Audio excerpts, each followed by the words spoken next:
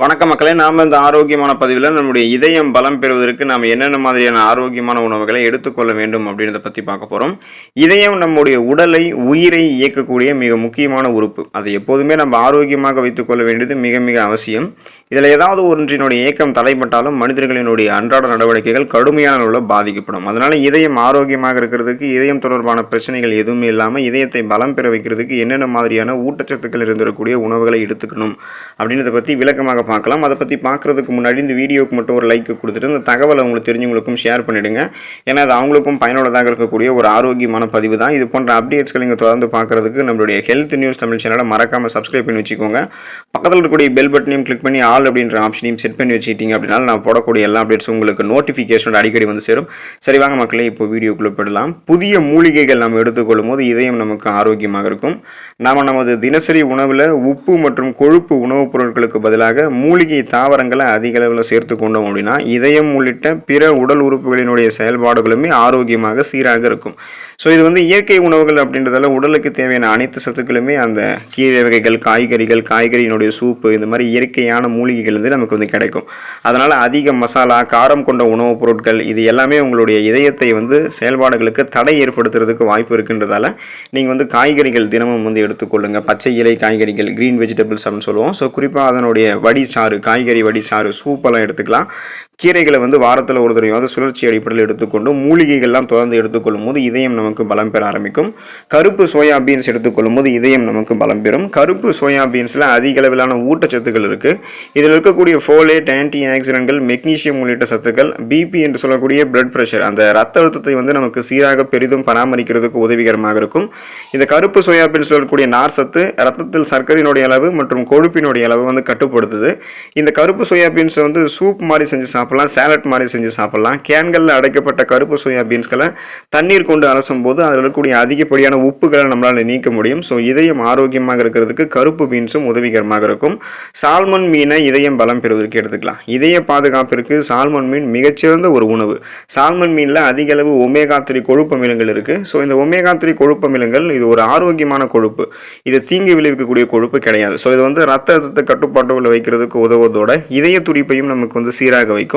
ட்ரைகிளிசரைடுகள் மற்றும் அதன் காரணமாக ஏற்படக்கூடிய பாதிப்புகளை சால்மன் மீனில் இருக்கக்கூடிய இந்த ஒமேகா 3 கொழுப்பு அமிலங்கள் கட்டுப்படுத்தும். வாரத்திற்கு எண்ணெயில் பொரித்த 2 சால்மன் மீன்களை எடுத்துக்கொள்வது இதயத்திற்கு நல்லது அப்படின்றத இதய நிபுணர்கள் பரிந்துரைக்கிறாங்க.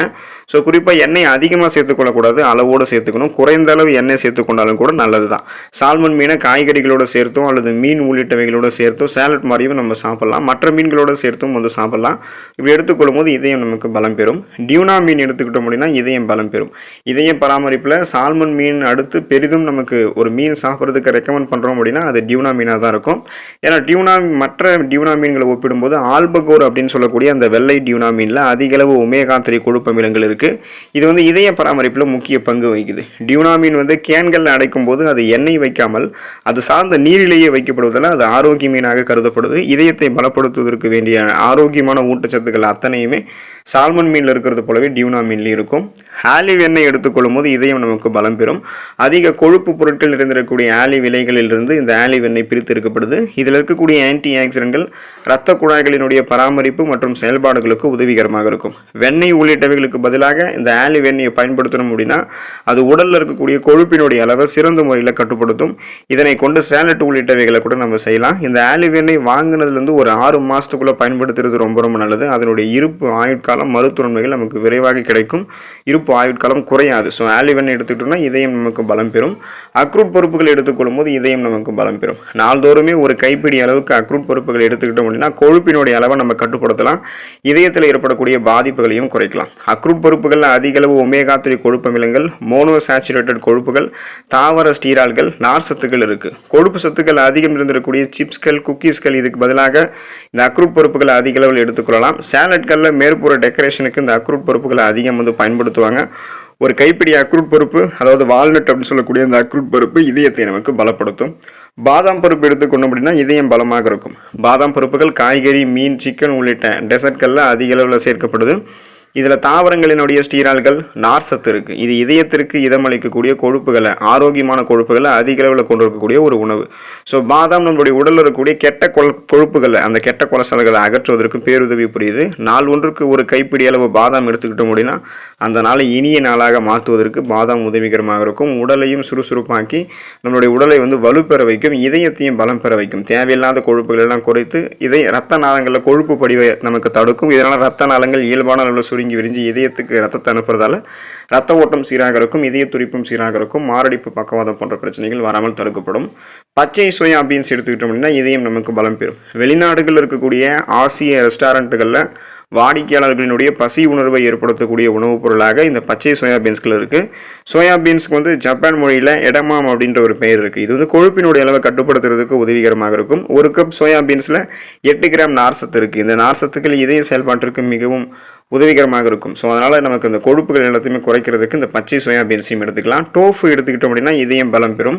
சோயாபீன்ஸ்கெலாம் நன்றாக மசித்து தயாரிக்கப்படுறது தான் இந்த டோஃபுன்னு சொல்லுவோம். ஸோ இதில் அதிக அளவு சோயா புரதங்கள் இருக்குது. இது மட்டும் இல்லாமல் இதில் மினரல்ஸ்கள், நார்சத்துக்கள், பாலிசாச்சுரேட்டட் கொழுப்புகள் உள்ளிட்டவைகளும் இருக்குது.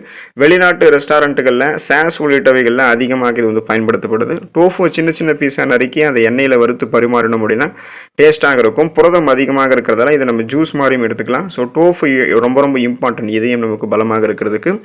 இனிப்பு உருளைக்கிழங்கு என்று சொல்லக்கூடிய அந்த சர்க்கரை வள்ளிக்கிழங்கு எடுத்துக்கிட்டோம் அப்படின்னா இதயம் நமக்கு பலம் பெறும்.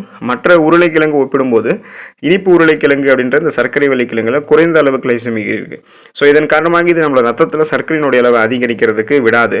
நார்சத்துக்கள், விட்டமின் ஏ, லைகோபின் உள்ளிட்டவைகள்லாம் சர்க்கரை வள்ளிக்கிழங்குல அதிக அளவில் இருக்குது. ஸோ இதை நம்ம எடுத்துக்கிட்டோம் அப்படின்னா நம்மளுடைய பிளட்டில் சுகரோடைய அளவு நமக்கு கண்ட்ரோலில் இருக்கும். நாளடைவில் அந்த சுகர் பிரச்சனை நம்ம விடுபடலாம். குறிப்பாக நம்மளுடைய இதயமும் நமக்கு ஆரோக்கியமாக இருக்கும். ஸோ இந்த நம்ம சர்க்கரை வள்ளிக்கிழங்கோட ஏலக்காய், எலுமிச்சை ஜூஸ் எல்லாம் கலந்து எடுத்துக்கிட்டோம் அப்படின்னா இதயம் இன்னும் நமக்கு பலம் பெறும். பழங்கள்ல ஆரஞ்சு பழங்கள் எடுத்துக்கொள்ளும் போது இதயம் நமக்கு பலமாக இருக்கும். தித்திப்பான ஆரஞ்சு பழங்களில் கொழுப்பை கட்டுப்படுத்தக்கூடிய பெக்டின் அப்படின்ற அந்த கரையக்கூடிய நார்சத்து இருக்குது. இதில் இருக்கக்கூடிய பொட்டாசியம் பிபியை நமக்கு கண்ட்ரோல் பண்ணுது. நாள் ஒன்றுக்கு 2 டம்ளர் ஆரஞ்சு ஜூஸ் அளவோடு எடுத்துக்கிட்டோம் அப்படின்னா ரத்த குழாய்களினுடைய செயல்பாடுகளை நம்ம துரிதப்படுத்தலாம். இதனால் ரத்த நாளங்கள் இயல்பான அளவில் சுருங்கி விரிஞ்சு இதயத்தை ரத்த ஓட்டத்துக்கு ரத்தத்துக்கு அனுப்பும். ரத்த ஓட்டம் இதனால் நமக்கு சீராக தான் இருக்கும். ஒரு ஆரஞ்சு பழத்தில் 62 கலோரிகளும் 3 கிராம் ஃபைபர் என்று சொல்லக்கூடிய நார்சத்தும் இருக்குது. ஸோ ஆரஞ்சு பழமும் ரொம்ப ரொம்ப இம்பார்ட்டன்ட் தான் இதயம் பலமாக இருக்கிறதுக்கு. பார்லி எடுத்துக்கொள்ளும் போது இந்த வார் கோதுமைன்னு சொல்லுவாங்க. ஸோ இதுதான் அந்த பார்லி எடுத்துக்கிட்டோம்னா இதயம் நமக்கு பலமாக இருக்கும். அரிசி வகையில் ஒரு வகை தான் இந்த பார்லி. பார்லியில் இருக்கக்கூடிய நார்சத்து ரத்தத்தில் கொழுப்பினுடைய அளவை கட்டுப்படுத்துது, சர்க்கரையினுடைய அளவையும் கண்ட்ரோலில் வைக்குது. பார்லி சிற்றுண்டிகளில் அதிகம் பயன்படுத்தப்படுது. இது எடுத்துக்கிட்டோம் அப்படின்னா நமக்கு இதயம் பலமாக இருக்கும். ஓட்ஸ் நம்ம எடுத்துக்கிட்டோம் அப்படின்னா இதயம் நமக்கு பலம் பெறும். ஒரு கோப்பை அளவிலான ஓட்ஸ் ரத்தத்தில் சர்க்கரையினுடைய அளவை எப்போதுமே கட்டுப்பாட்டுக்குள்ள வைத்திருக்கிறதுக்கு உதவிகரமாக இருக்கும். நீரிழிவு குறைபாடு இருக்கிறவங்களும் ஓட்ஸ் அதிக அளவில் எடுத்துக்கொள்ளலாம். இதில் இருக்கக்கூடிய நார்சத்து கெட்ட கொழுப்பினுடைய அளவை கட்டுப்படுத்துறது மட்டும் இல்லாமல் இதயத்தை திறம்பட செயலாற்றுவதற்கு உதவிகரமாக இருக்குது. கேக் உள்ளிட்டவைகளில் மாவுக்கு பதிலாக ஓட்ஸை பயன்படுத்தணும் அப்படின்னா சிறந்த பலனை நம்ம அடையலாம். ஆலி விதைகள் எடுத்துக்கிட்டோம் அப்படின்னா இதயம் பலம் பெறும். ஆலி விதைகளில் இருக்கக்கூடிய நார்சத்து, லிக்னான் போன்ற தாவர வேதிப்பொருட்கள், ஒமேகா 3 கொழுப்பு அமிலங்கள் இதயத்திற்கு நன்மை பயக்கோணமாக இருக்குது. ஆலி விதைகளை தயிர், சாண்ட்விச் உள்ளிட்டவங்களோட சேர்த்து சாப்பிடலாம். ஸோ ஆலி விதைகள் ரொம்ப ரொம்ப இம்பார்ட்டன்ட் இதயம் பலம் பெறுவதற்கு. இந்த உணவுகளை தொடர்ந்து சுழற்சி அடிப்படையில் எடுத்துக்கொண்டு இதயத்தை பலம் பெற வைத்துக்கொண்டு இதய துடிப்பை சீராக வைத்துக்கொண்டு நலமோடு வழங்க அடுத்த ஆரோக்கியமான பதிவில் மறக்காமல் சந்திப்போம். நன்றி மக்களே.